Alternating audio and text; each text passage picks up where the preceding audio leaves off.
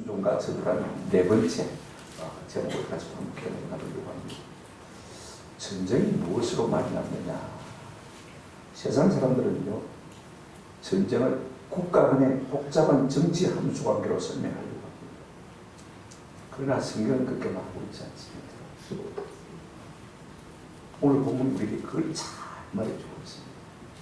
우리의 죄로 말미암아 불순종으로 말미암아 하나님께서 전쟁을 일으키신다, 이렇게 말하고 있습니다. 이게 참 중요해요. 우리 인생들은 누구나 다 할 것 없이 질병도 두려워하고 그 다음에 두려워하는 것이 무엇이냐면 전쟁입니다.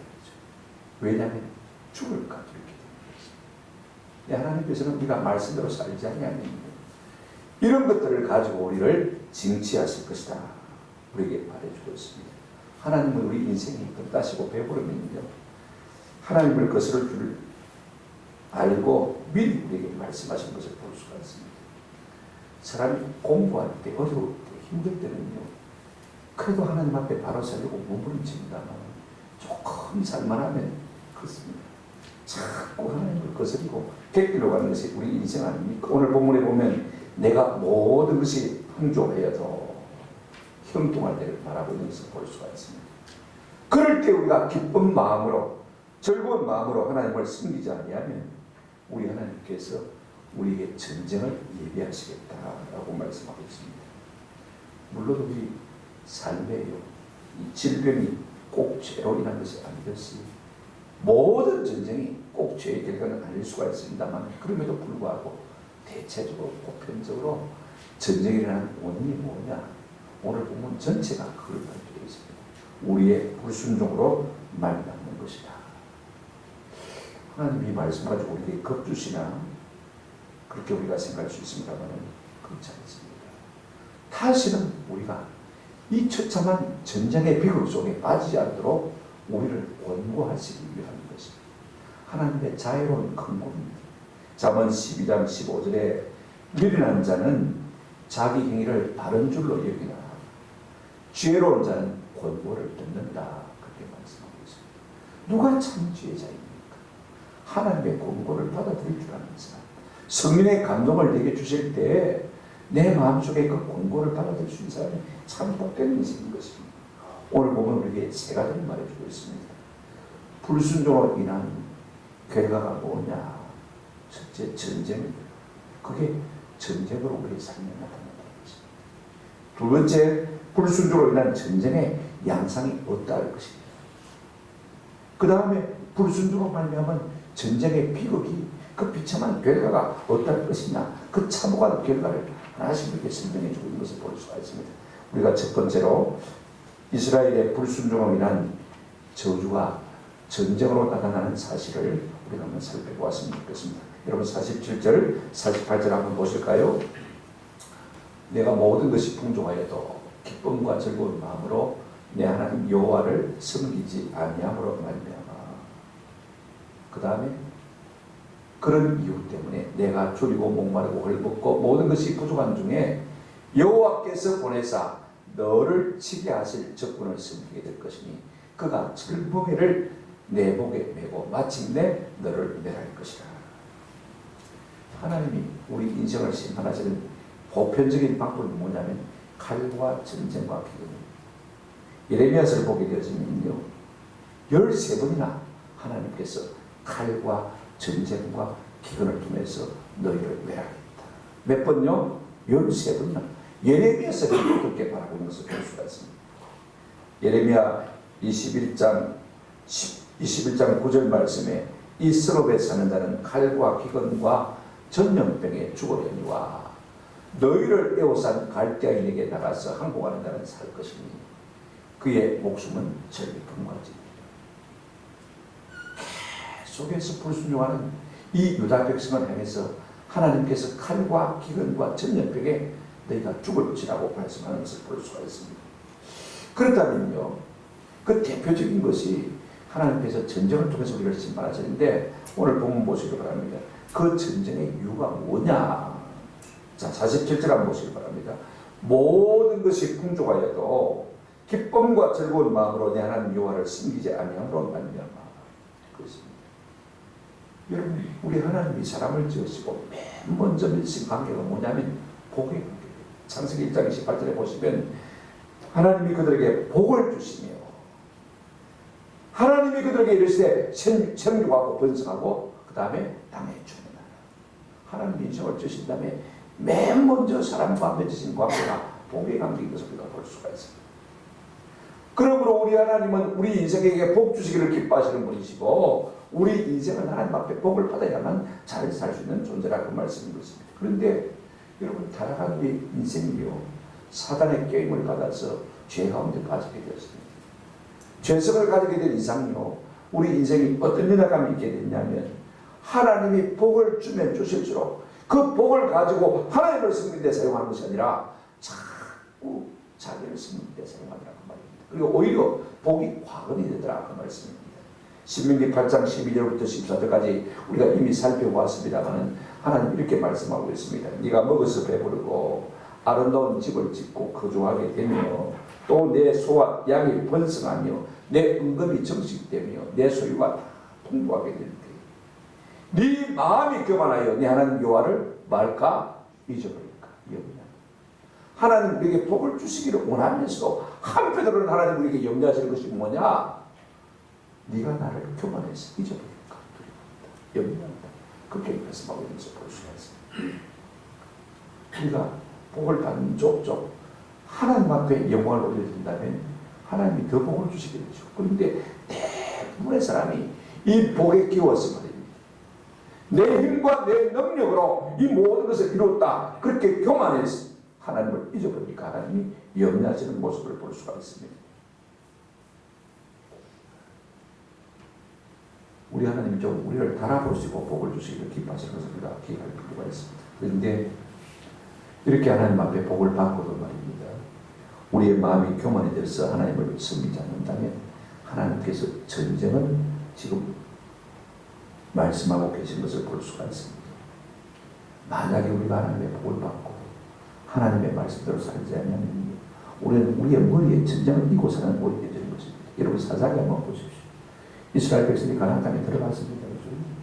하나님께서 적과 꿀이 흐르는 땅을 주셨음에도 불구하고 그들이 하나님의 말씀을 따라 살지 않으므로 말미암아 우리가 사사기 3장 7절 8절 12절 14절 4장 1절 3절 6장 1절 쭉 보시면 사사를 세우실 때마다 그 사사를 세우신 이유가 있습니다. 그들이 하나님의 말씀을 불순종으로 말미암아 공고를 다하시고 대적을 일으켜서 그 대적들로 하여금 이스라엘을 치게 하시는 것. 그러면 얻어맞고 그들이 고통 가운데 하나님 앞에 부르짖으면 어떻게 합니까? 사사를 세워서 그들을 구해주는 것을 볼 수가 있습니다. 이 사이클이 계속 보는 것을 볼 수가 있습니다. 그러니까 이스라엘 백성들이요 그렇게 오락오락한 하나님의 참 백성들이 아니라는 것을 우리가 알 수가 있습니다. 조금만 잘 살면 방탕하고 타락하고 교만하고 우상숭배. 그러다가 하나님이 지시면 죽겠다고 부르짖고 그러면 하나님도 사사를 통해서 구원해 주세요. 이 사이클이 계속 연속되는 것을 볼 수가 있습니다. 여러분 그러면요 하나님께서 이렇게 전쟁을 우리에게 일으키실 때 그 결과가 어떠냐 48절 한번 보시기 바랍니다. 네가 줄이고 목마르고 헐벗고 모든 것이 부족한 중에서 여호와께서 보내사 너를 치게 하실 적군을 섬기게 될 것이니 그가 철무매를 내 목에 메고 마침내 너를 멸할 것이라 그랬습니다. 우리 세대는 전쟁의 비참함을 잘 알지 못합니다. 6.25 전쟁이 일어난 지가 70년이 넘었을까 말입니다.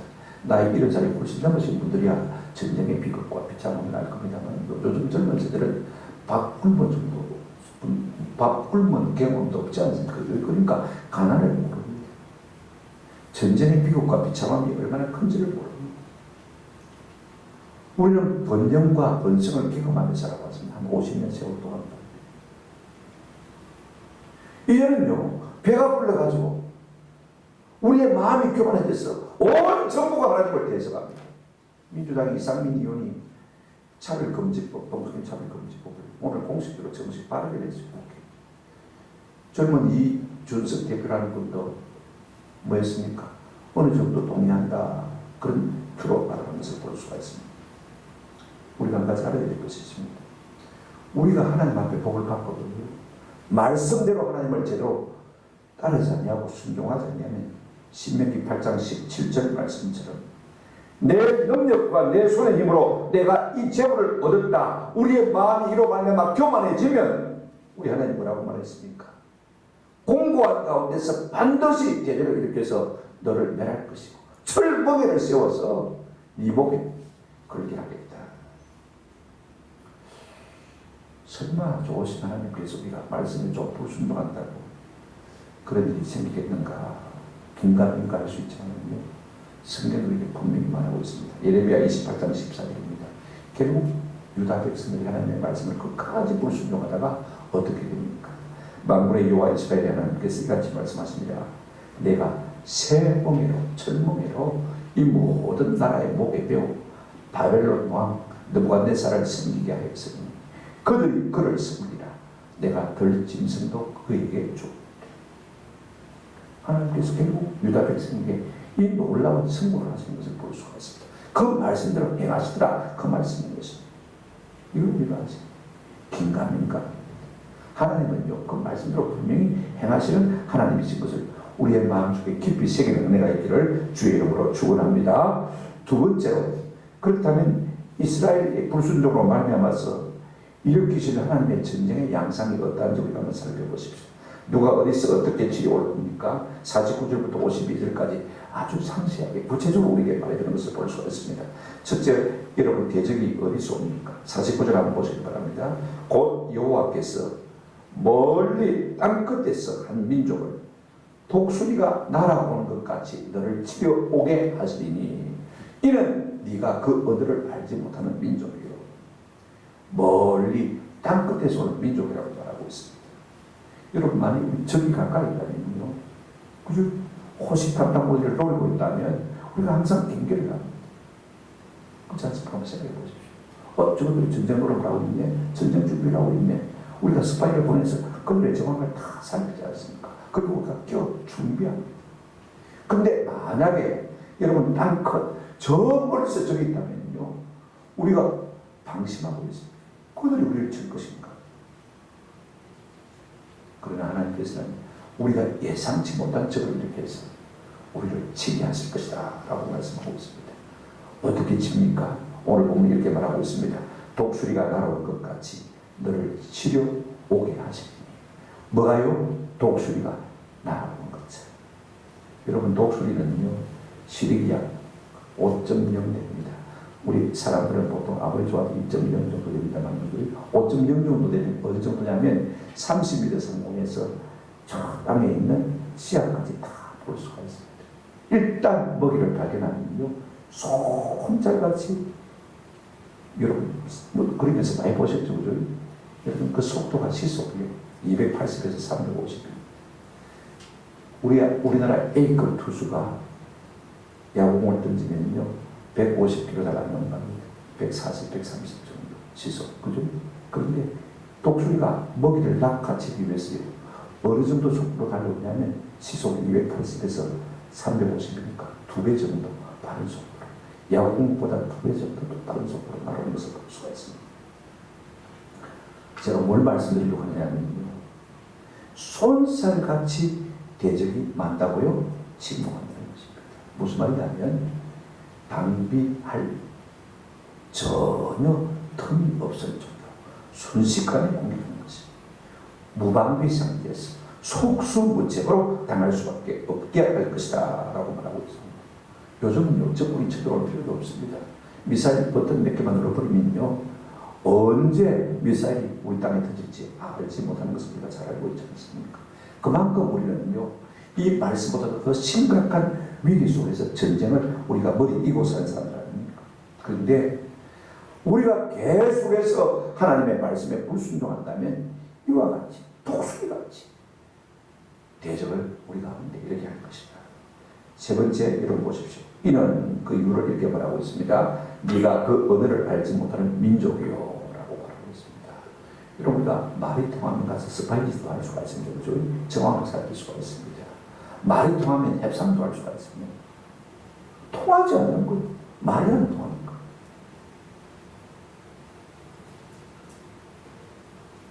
하나님께서 이스라엘 백성 가까이 있는 가장 가까운 블레셋 아닙니다. 모압 아닙니다. 암몬 아닙니다. 수리하는 미디안 아말렉 왕이 결국 이스라엘 백성이 어디에 방문받았습니까?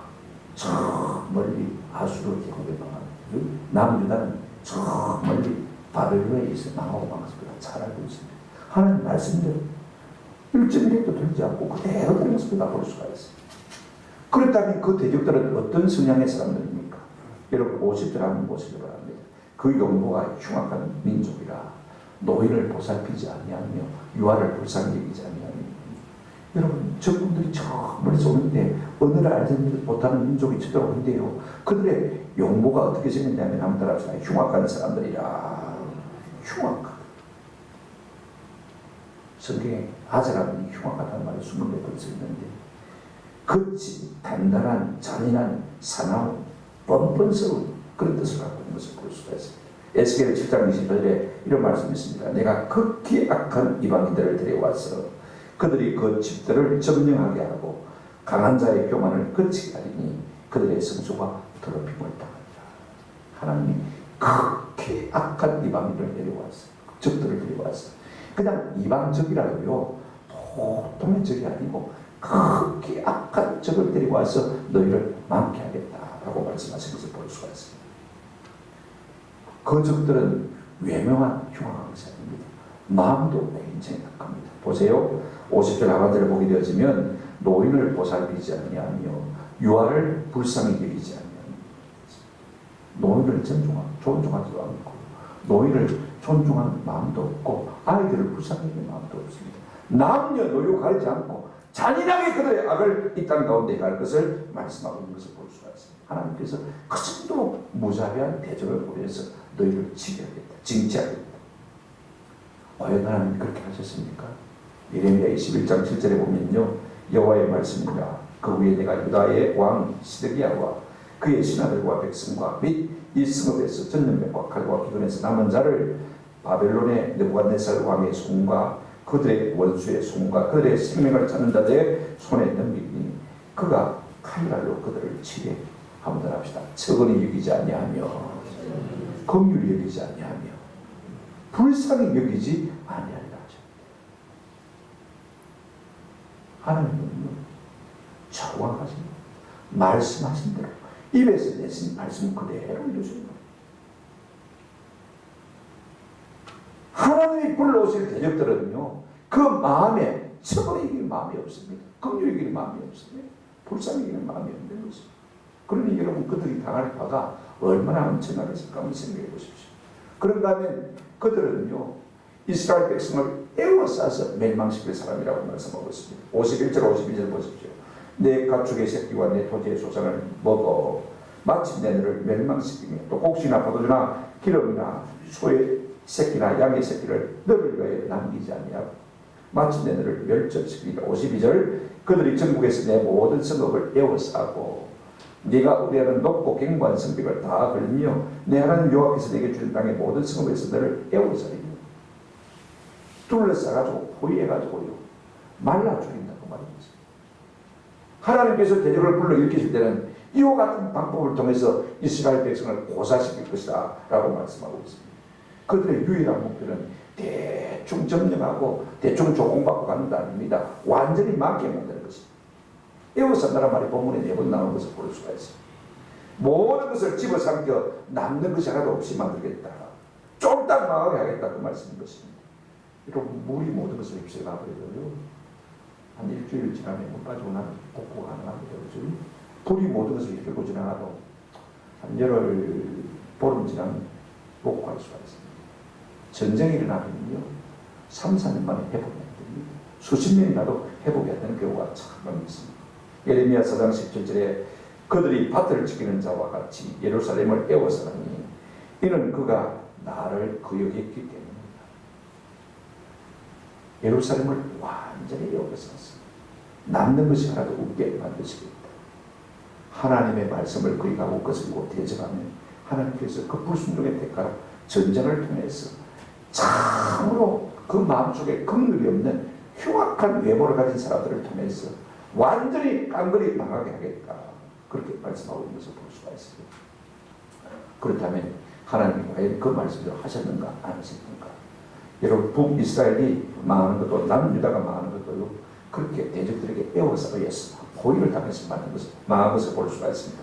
여러분 보실까요? 열왕기하 18장 9절부터 12절 제가 읽어드리겠습니다.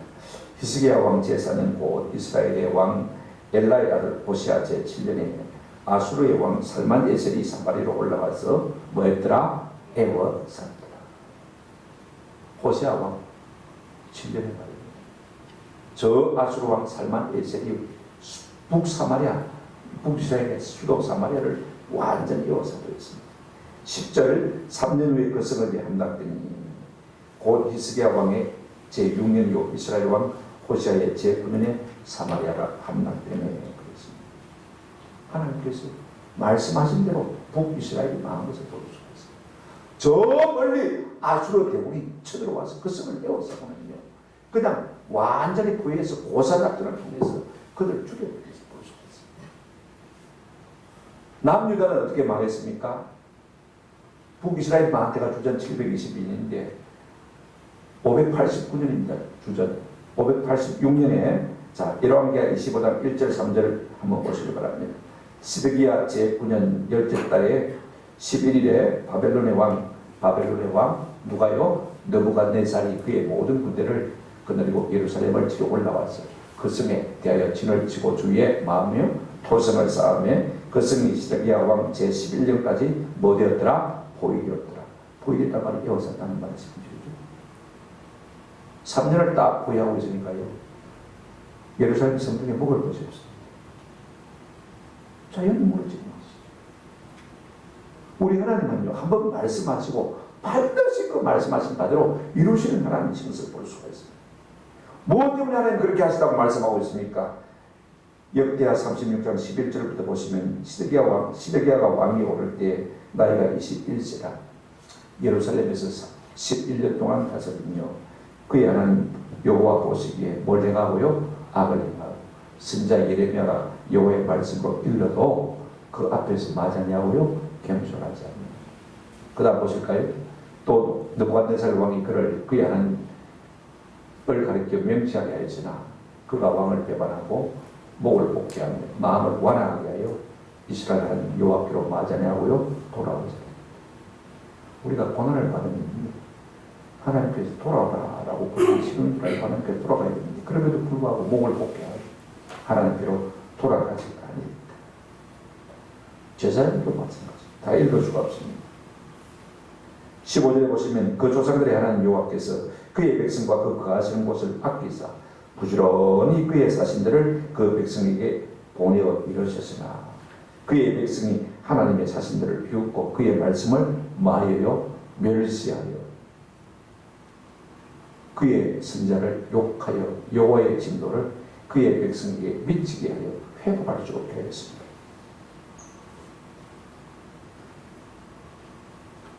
그들의 죄악이 척척 쌓여있어. 하나님의 진노를 회복할 수 없게 합니다. 제가 오늘 말씀드리려고 하는 것입니까? 우리 하나님의 말씀은 하나도 땅에 떨어지는 법이 없습니다. 이사야 55장 11절에 이런 말씀이 있습니다.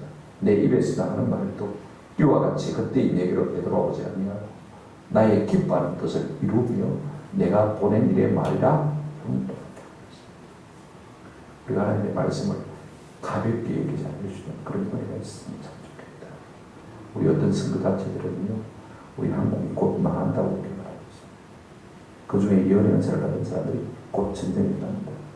인터국 같은 여러분들의 설교를 한번 들어보세요. 왜 피하지 않느냐? 왜 도망가지 않느냐고 유튜브 여러분 한번 들어보세요. 난리. 저는 그 말이 전혀 근거 없는 말이 아니라고 생각합니다. 우리가 좀 하나님께로 돌아가는 은혜가 있기를 주님의 이름으로 축원합니다. 세 번째로 우리 보십시오. 이스라엘의 불순으로 말미암은 전쟁의 결과가 어떤지 좀 살펴보십시오. 53절 한번 보실까요? 내가 적군에게 에워싸이고 맹렬한 공격을 받아. 어떤 공격을 받아요? 맹렬한 공격을 받아. 어떤 곤란? 큰 곤란을 당하고 내 하나님 여호와께서 내게 주신 자녀고 내 몸의 소생은 소생에 뭘 먹을 것이다? 살을 먹을 것이다. 자식의 고기를 먹을 것이다. 살만 먹는 거예요. 여러분 전쟁이라도 우리가 유교를 겪었지만요, 자기 자식 쌀만 먹고 다니면 못 들어봤습니다. 그죠? 그런데 하나님께서 이스라엘 백성이 돌이키지 않으면 전쟁을 일으켜서 자기 자기가 난 자식의 살만 먹는 그와 같은 비극이 일어날 것이라고 말씀하고 있는 것을 볼 수가 있습니다. 어느 정도 큰 비극이냐? 여러분 성경을 보실까요? 54절 55절 한번 보시기 바랍니다. 너희 중에 온유하고 연약한 남자까지도 그 형제와 그의 품의 아내와 그의 남은 자녀를 미운 눈으로 바라보며 56절 55절 자기가 먹는 그 자녀의 살을 그중 누구에게든지 주지 아니하리니 이는 내 적군이 네 모든 성읍을 에워싸고 맹렬히 너를 쳐서 곤란하게 하므로 아무것도 그에게 남음이 없는가. 뭐가 있으면 좀 배가 고파도 참고 견딜 수가 있습니다. 근데 먹을 것이 없으면 더 배가 고픕니다. 한 30일 물만 먹고 굶었다고 생각해 보십시오. 눈알이 뒤집어지는 것이죠. 그래서 어떻게 합니까? 어떻게든 살아야 되니까 자기보다 약한 자식을 잡아먹습니다. 그리고 그걸 숨겨놓습니다. 그리고는요, 자기 아내까지도 자기 형제까지도 질시합니다. 눈을 흘립니다. 손대지 말아요. 팍 죽입니다. 도끼를 가지고 그러면요, 자기 형제간까지도 자기 부인에게도 그렇게 말할 것이다. 어떤 남자입니까? 오늘 본문에 보십시오. 아무리 54절에 여러분 보십시오. 54절에 보시면 아무리 온유한 남자랄지라도 54절 뭐라고 말하고 있습니까? 너희 중에 온유하고 연약한 남자까지도. 그렇게 평소에는 착했는데, 그렇게 평소에는 그랬는데 한 30일 굶고 나니까요 눈이 뒤집어진 것입니다. 그래서 자식을 잡아먹고 남은 고기를 숨겨놓고는요 손대기만 손대봐라 지게붙기다. 이렇게 살벌하고 상막한 사람이 되고 말하는 것입니다. 이와 같은 비극을 너희가 자초하게 될 것이다. 아니 사람이 아무리 배가 고파도 그럴 수가 있을까? 아마 상상이 안 되는 분들이 많이 있을 겁니다만요, 실제로 그런 일이 있을 것입니다. 에스겔 5장 7절부터 10절 말씀에 보면 하나님 이런 말씀하십니다. 에스겔 5장 7절부터 10절입니다. 그러므로 나 주 여호와가 말하노라. 너희 요란함이 너희를 둘러싸고 있는 이방인보다 더하여 내 율례를 행하지 아니하며 내 규례를 지키지 아니하고 너희를 불러있는 이방인의 규례대로 행하지 아니하였느니라. 그러므로 나 주 여호와가 말하노라. 나 곧 내가 너를 치며 이방인의 목전에서 너희에게 벌을 내리되 8절 한번 같이 읽어보십시오. 그러므로 나 주 여호와가 말하노라. 나 곧 내가 너를 치며 이방인의 목전에서 너희에게 벌을 내리되 9절 내 모든 가져간 일로 말미암아 내가 전무후무하게 내게 내릴지라. 10절 같이 읽겠습니다. 시작. 그리한즉 내 가운데서 아버지가 아들을 잡아먹고 아들이 그 아버지를 잡아먹으리라. 내가 벌을 네게 내리고 너희 중에 남은 자를 다 사방에 퍼뜨리라. 하나님의 백성이 이스라엘이 하나님의 말씀을 불순종하면요 보통 다른 나라가 겪는 전쟁의 고통입니다.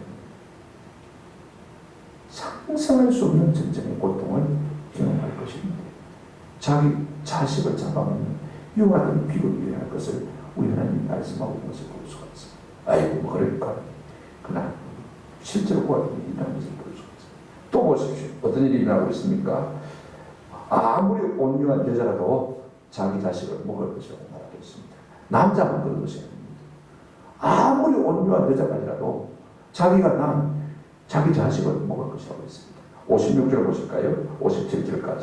또 너희 중에 온유하고 연약한 분이 곧 온유하고 연약하여 자기 발바닥으로 땅을 밟아보지도 아니하던 자라도 자기 품의 남편과 자기 자녀를 미운 눈으로 바라보며 57절까지 읽을까요? 시작. 자기 다리 사이에서 나온 태와 자기가 낳은 어린 자식을 남몰래 먹으리니 이는 네 적군이 내 생명을 에워싸고 맹렬히 쳐서 곤란하게 함으로 아무것도 얻지 못합니다.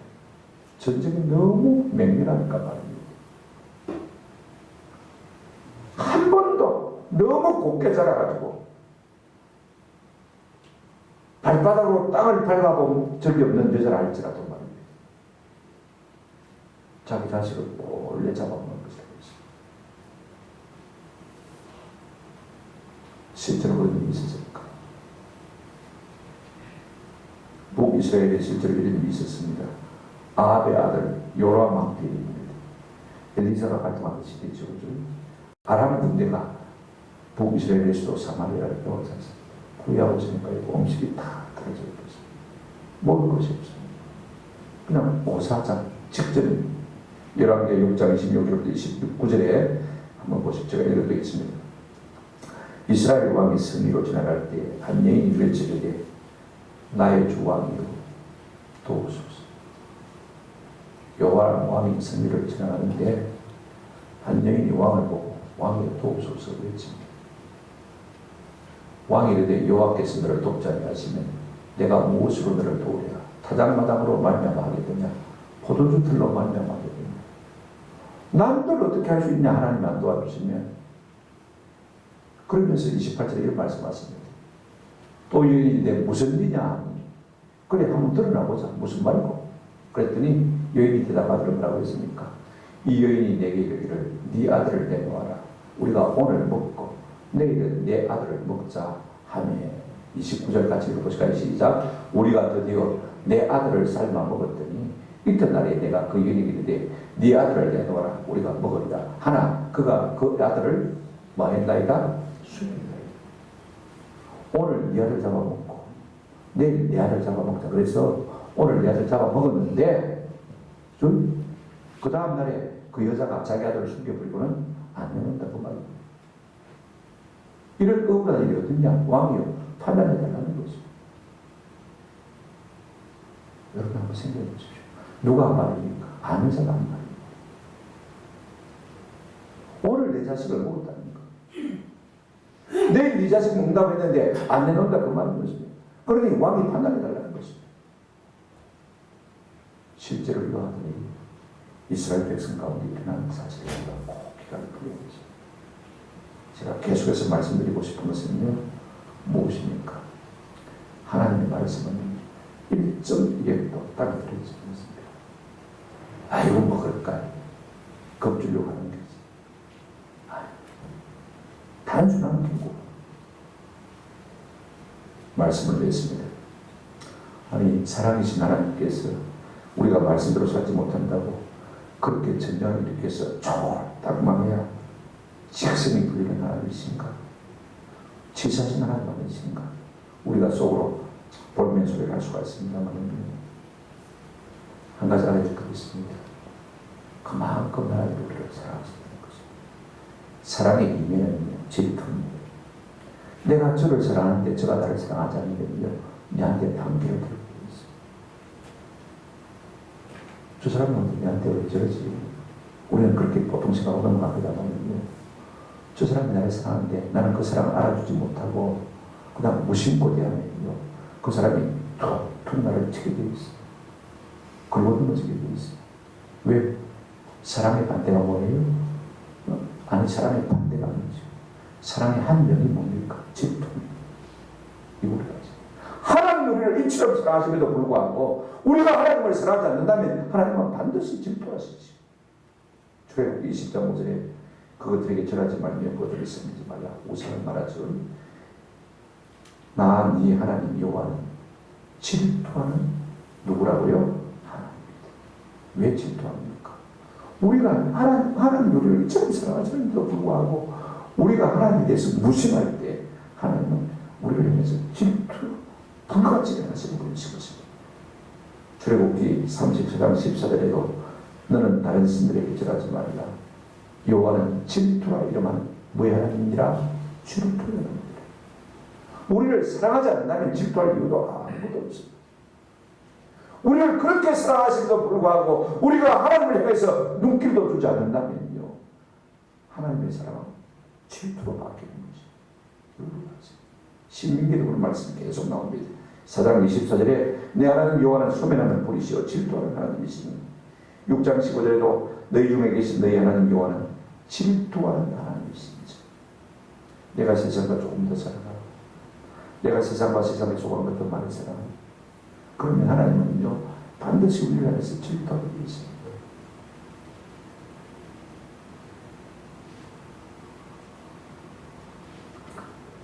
제가 오늘 말씀드리고 한 것입니까? 우리가 하나님의 질투를 유발하고서 어떻게 우리의 삶이 안전할 수 있겠습니까? 하나님을 거스르고서 하나님의 말씀을 불순종하고 있어 우리의 삶이 평안하기를 바란다면 그건 어느 도단입니까? 생각해 보십시오. 우리가 말씀대로 살지 않으면 하나님은 선전포고를 하실 것입니다. 내가 이 땅에 전쟁을 일으키겠다. 어느 정도로 가장 흉악한 외모를 가진 저 멀리 있는 적군을 일으켰어. 그들을 이건 너희를 불쌍히 여기도 아니야, 체원이 여기도 아니야, 큰일이 여기도 아니야. 너희 성은 여호사서 고사작전을 하게 만들어. 그래서 네 자식의 살을 보자면 안 될 것이라고 말씀하고 있습니다. 어떻게 하면요? 우리가 하나님의 사랑을 거슬러 불순종하면 하나님 그렇게 하겠다고 했습니다. 잠언 28장 9절에 사람이 귀를 돌려 율법을 듣지 아니하면 그의 기도도 가증하다고 했습니다. 우리가 쉬엄쉬엄 하는 게 기도하는 게 그렇지 모르지만요, 하나님이 원치 않는 말씀으로 우리가 살지 않는 불순종을 자꾸 하면서 기도해도 하나님 그 기도 쳐다보지 않는다고 했어요. 뭐라고 했습니까? 가정하다고 했어요. 가정하면 안 쳐다보는 것이죠. 여러분, 우리가 가정한 사람을 보면요, 멀찍이 쏘면 얼굴 돌려보잖아요. 그죠? 우리도 그런데 하면요, 하나님 못하시겠습니까? 우리가 하나님과 원수되고 있어야 어떻게 하나님 앞에 복을 받겠습니까? 그렇다면 사랑으로 질투하시는 하나님이 왜 불순종하면 저들로 인한 전쟁을 경험하게 될 것이라고 말씀하고 있습니까? 경고입니다. 권고입니다. 한번 더 합시다. 이 저주를 피해라. 제발 너는 이 저주는 맞지 말고 살게. 우리가 전쟁의 피로를 피하려면 우리가 좀 하나님 앞에 말씀을 살아요. 세상 사람들이 죄를 많이 지어서 하나님께서 이 땅에 전쟁을 주지 않을 것 같습니다. 결국 교회가 바로 살아야 됩니다. 교회가 하나님 앞에 말씀대로 살지 못하면 하나님께서 반드시 전쟁으로 너희를 칠 것이다라고 말씀하고 있습니다. 어떻게 우리가 해야 이 전쟁의 비극을 피할 수가 있는 것입니까? 방법이 없는 것이다. 말씀에 순종하는 것이. 사무엘 선지자는 사울에게 사무엘상 15장 22절에서 이렇게 말씀했습니다. 사무엘이 이르되 여호와께서 번제와 다른 제사를 그의 목소리를 청종하는 것을 좋아하신 것 같이 좋아하시겠나이까.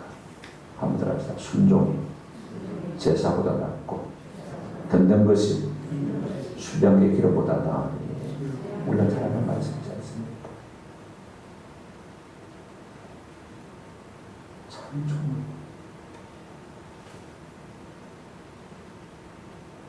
우리가 밉다고 말하는 순간에 우리의 마음속에 미움이 싹 들어가는 것을 발견할 수가 있어요. 내가 조금 미운 마음이 있어도요, 조금 언짢은 마음이 있어도 언짢대. 저런 말은 그거 꼴값이 돼요. 이거 싫다. 저런 인간들은 좀 보기도 싫다. 말로 표현 안 하면 괜찮아요. 누구에게인가 말로 발설해버리면요, 그냥 그 미움이 우리의 마음을 자꾸 살아가는 것을 볼 수가 있어요. 저는 의식 안 하고 살았는데 이제는요, 마음이 자꾸 의식이 되는 거. 그럴 때 우리가 어떻게 됩니까? 하나님, 미움의 영이 나를 사로잡는데 내가 이 마음 가지고 하나님 앞에 어떻게 살 수가 있겠습니까? 도와주십시오. 이거 좀 물리쳐 주십시오. 내 속에 원망과 미움의 영은 예수를 변하는 물러갈지. 그죠? 우리가 자꾸 말씀대로 살려고 몸을 미치고 하나님의 말씀으로 자꾸 그들을 물리치고 애를 써야 하나님께서 우리에게 복을 주시는 것입니다. 안 그러면 그것으로 말미암아 내 삶의 전쟁이 일어날 수밖에 없는 것입니다. 잠언 1장 33절에 우리가 어떻게 하면 편안한 삶을 살 수 있느냐 이렇게 말하고 있습니다. 한번 더 하십시다. 오직 나를 듣는 자는 안녕히 살며 오직 나를 듣는 자는 안녕히 살며 죄악의 두려움이 없이 평안. 말씀대로 사는 것이 가장 안전한 길이고 말씀대로 사는 것이 가장 편안한 길입니다. 아멘. 오늘 수요 예배 나오신 분들이라도 이 말씀을 붙들고 우리가 살려고 애를 써요.